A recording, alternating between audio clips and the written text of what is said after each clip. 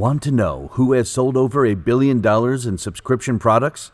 There aren't too many, and we've got perhaps the only one. Welcome back, second-time SaaStr annual speaker and Executive Vice President of RPX Corporation, Mallun Yen.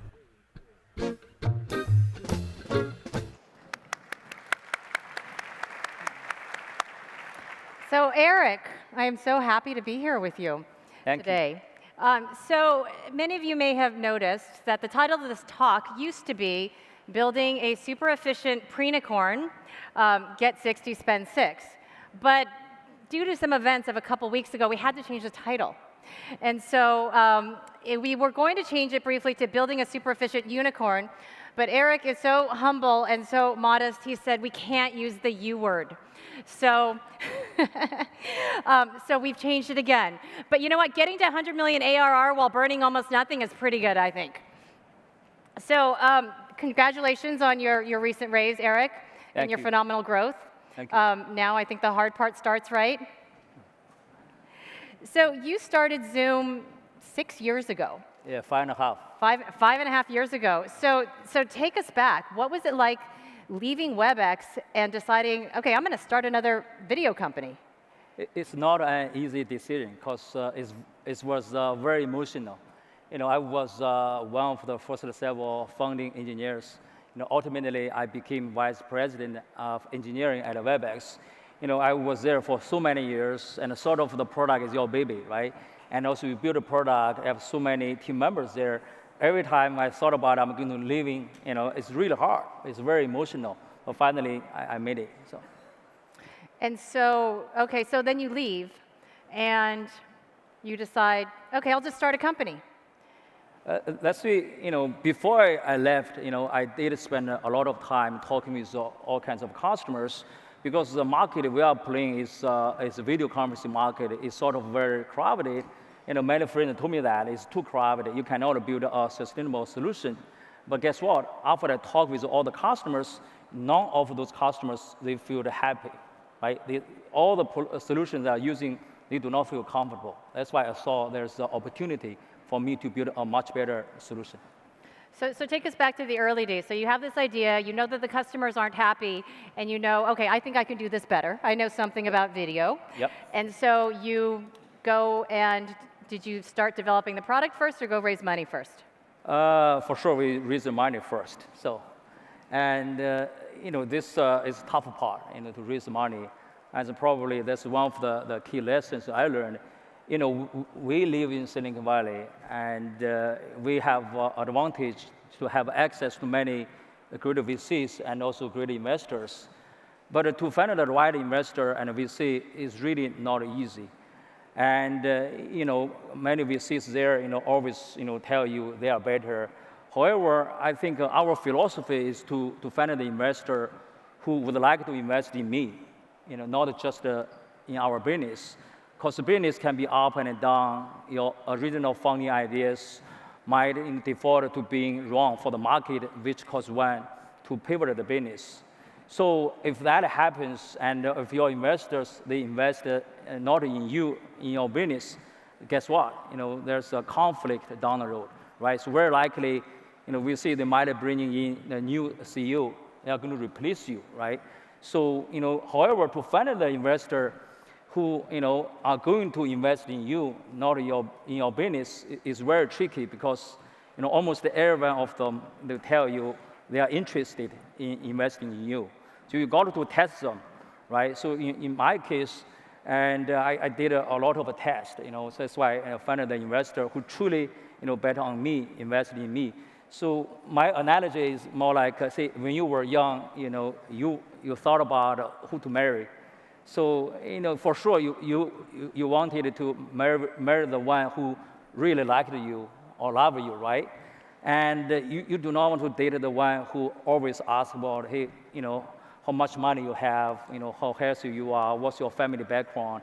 I think that's not sustainable. So ultimately, I found an investor who really liked to invest in me. So that's learning number one, right? Go with the investors who invest in you, parentheses, or someone you might want to be married to. Yep.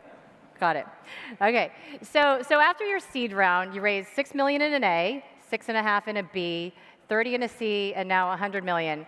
And so when you took the 30 million in your C, which was led by Emergence, you had all of the previous round in the bank, right? And then now that you've raised the 100 million from Sequoia, you have all of the 30 million in the bank.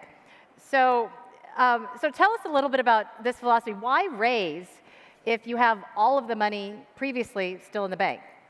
So in our case, for any new initiatives, we always would like to test the water first, and then we double down or triple down on that. So quite often, it will take some time to test the water. So after you finish testing the water, you try to double down on something. If you do not have a budget, right, and at that time you thought about raising a round, it probably takes some time. The opportunity window might be gone. So that's why we always thought about if we should have enough budget in case there's a huge opportunities down the road, we can double down on that. So ideally, you really focus on the customer experience, make sure your customer happy, and if you do that, the VCs they are going to know you. They probably are going to stop by to ask about if you need money or not. In that case, even if you do not need the money, you better take it because in the future you have more opportunities down the road. You make sure have the capital ready.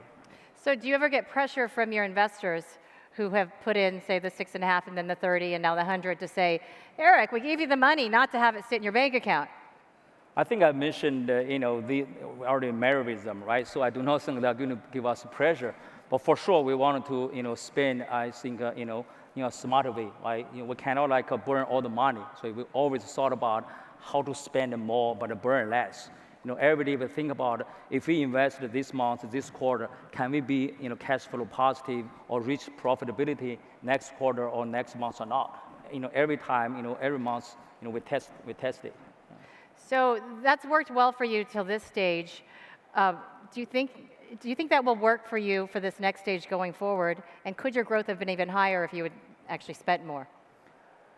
I think ultimately we do not want to grow too fast. Because our philosophy is we really focus on making our existing customer happy.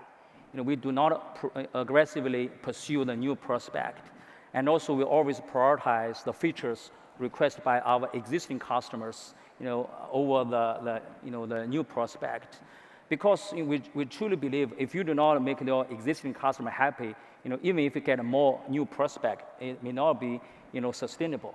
That's why I think. I always share with my team, it's more like I drive here from San Jose to San Francisco. If I drive 18 miles 1 hour, and I might get here 1 hour, right?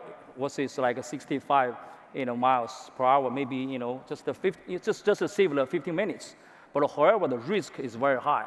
It may not be manageable because you might get a ticket to drive too fast. Your car might crash, right, because of the road conditions. We really want to focus on the sustainable growth, focus on existing customers rather than aggressively targeting the new prospects. So,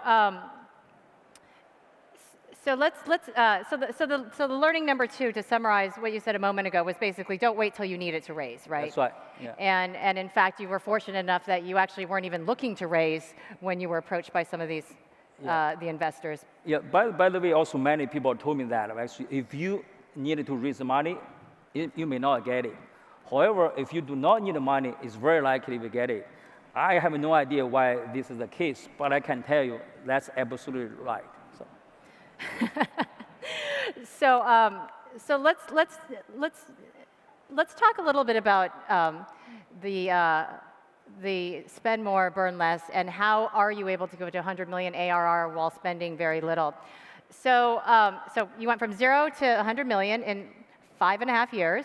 Tell us actually a little bit about how the first revenue came. Tell us about your first 6-figure deal, your first sales. Maybe let me share with you a little bit about the first deal, and then I can share with you the big deal. I think the first deal is I really appreciate Stanford because Stanford continuing study group is our first customer, even before our solution ready. Give us huge confidence, right? So at that time, no sales team, no marketing team, just the engineers. We sold that solution and give us a great confidence.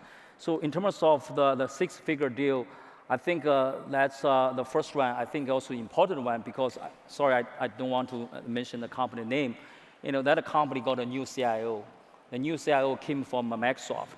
At that time, we spent a lot of time. I'm pretty sure they are going to standardize on Microsoft solution. However, he did not do that. And his IT team is very smart. They tested 42 solutions out there. I probably only know a dozen solutions. I was going to say, I didn't know there were 42 solutions. I do not know. They tested 42 solutions. And finally, they pick up 3. And then they also did not make the final decision. And they give they pick up the employees across multiple departments. And they choose 100 employees, give them 90 days to test the solution. Finally, 99 out of 100 employees, they selected Zoom, and we got that big deal.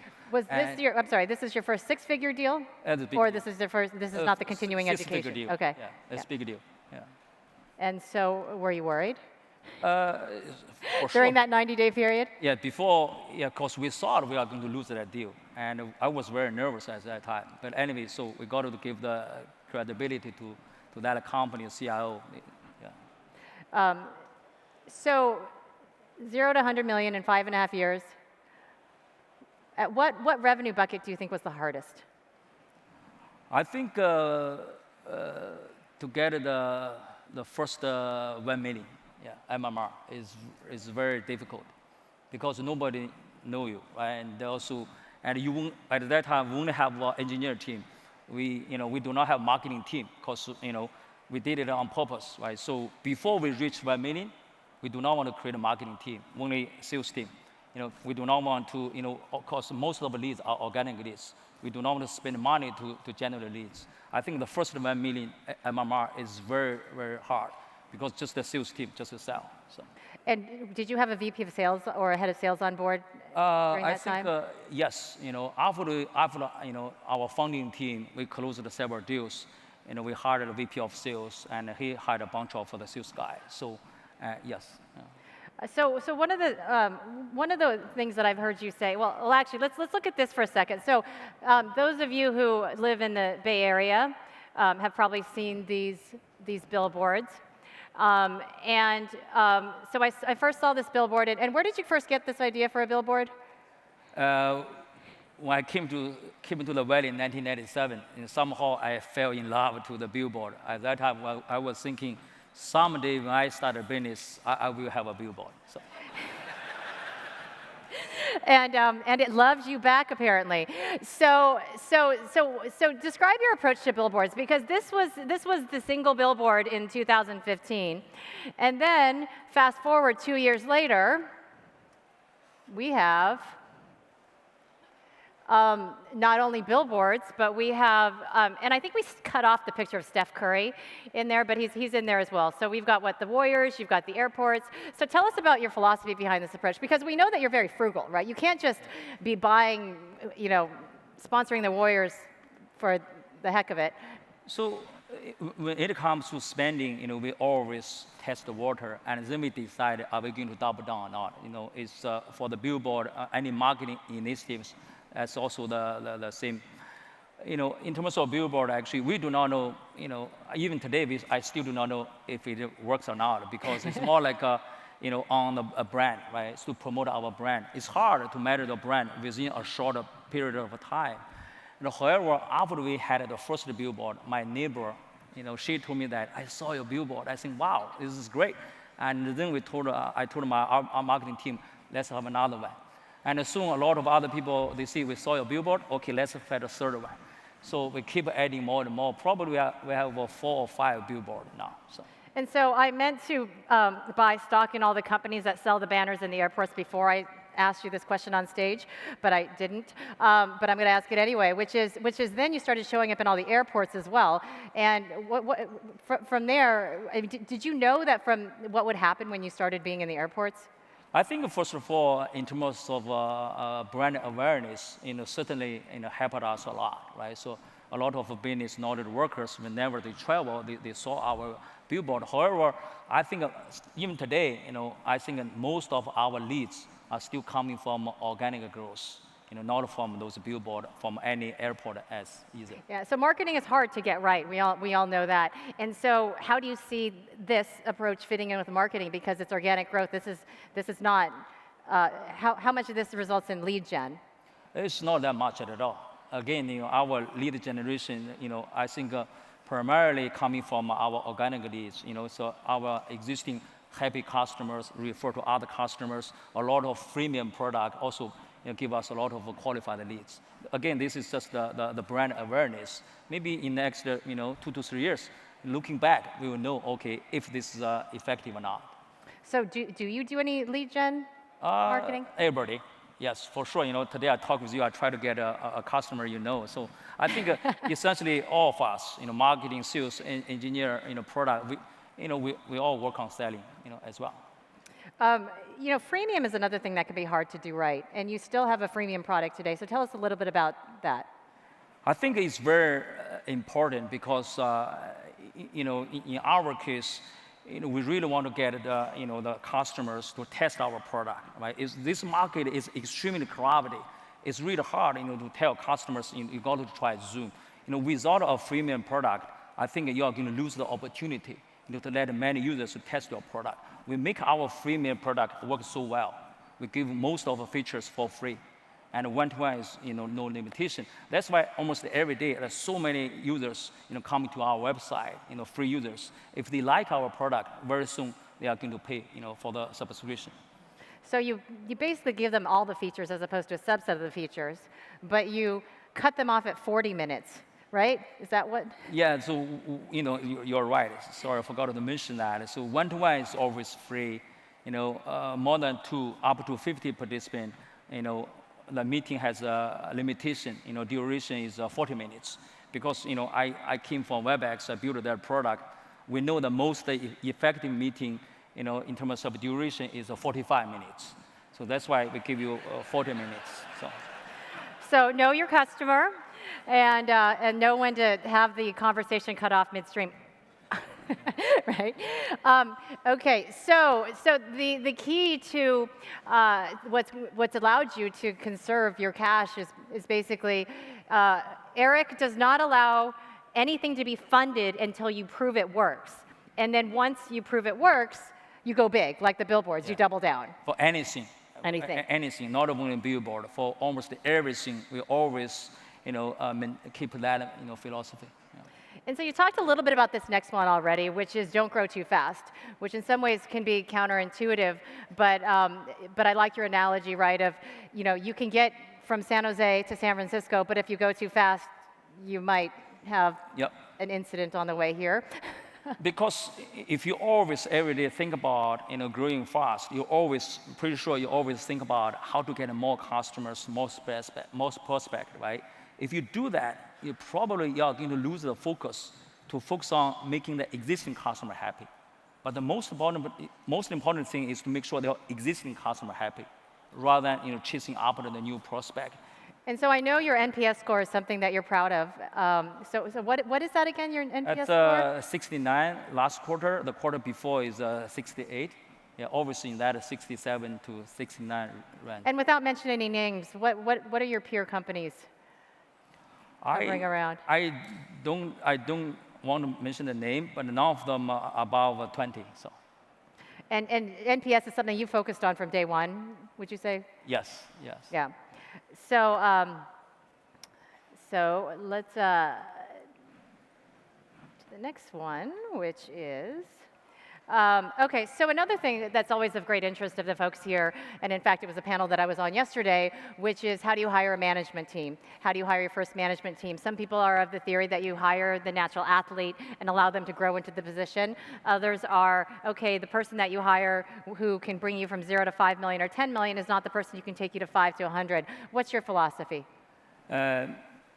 So our philosophy is we always hire those people with the potential for growth. I really hated the idea of hiring those overqualified people, because we truly believe there are multiple benefits by doing that, right?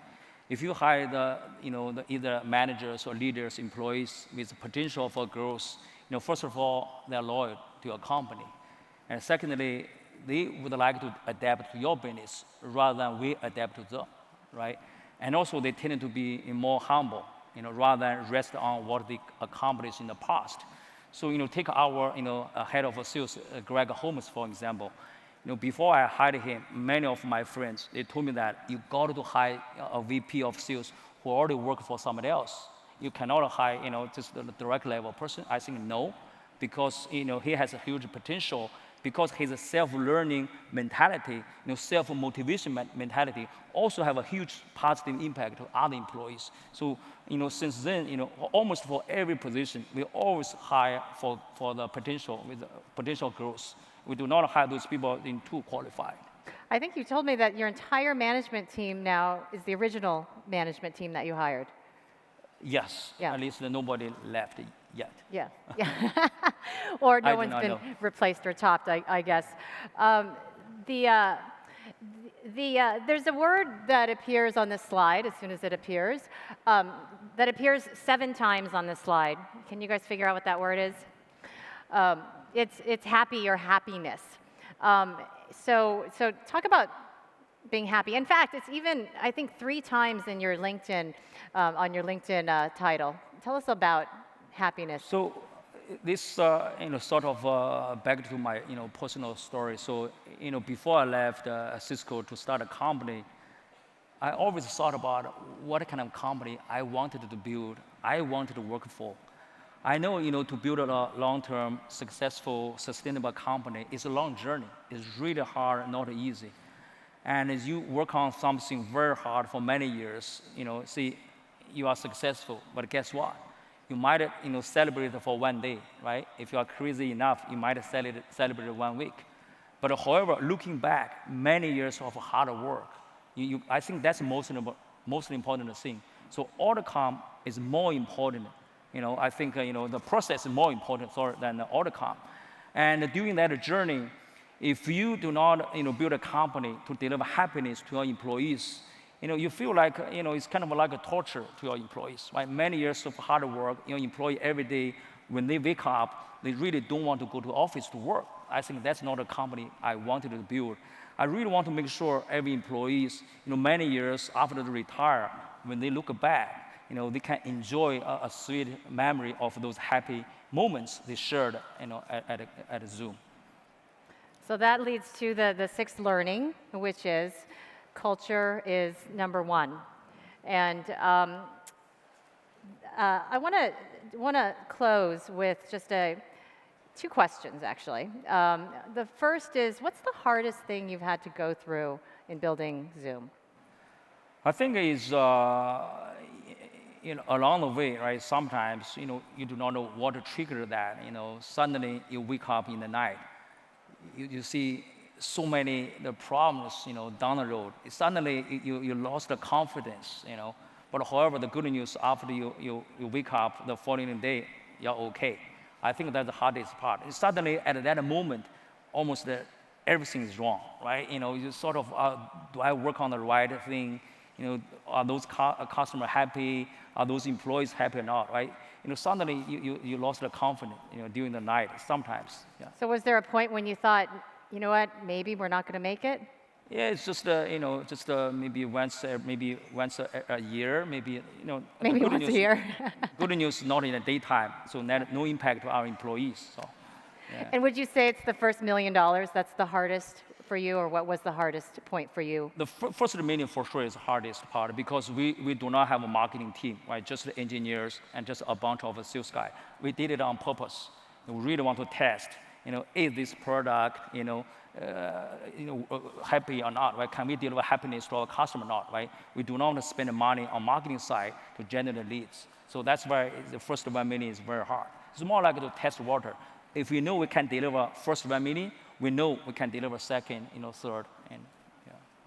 So finally, so given the recent events, and Jason talked a little bit about this in his opening, given the recent executive order, what are your thoughts on the executive order and the limitation on immigration? You're an immigrant, and you're a founder, and what can you share with us?